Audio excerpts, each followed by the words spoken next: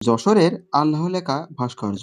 যশোরের zero point মোড়ের প্রবেশমুখে নির্মাণ করা হয়েছে অনন্য শৈলীর আল্লাহ লেখা এই ভাস্কর্যটি। ভাস্কর্যটি সৌন্দর্যপ্রিয় ধর্মপ্রাণ মানুষের দৃষ্টি আকর্ষণ করছে।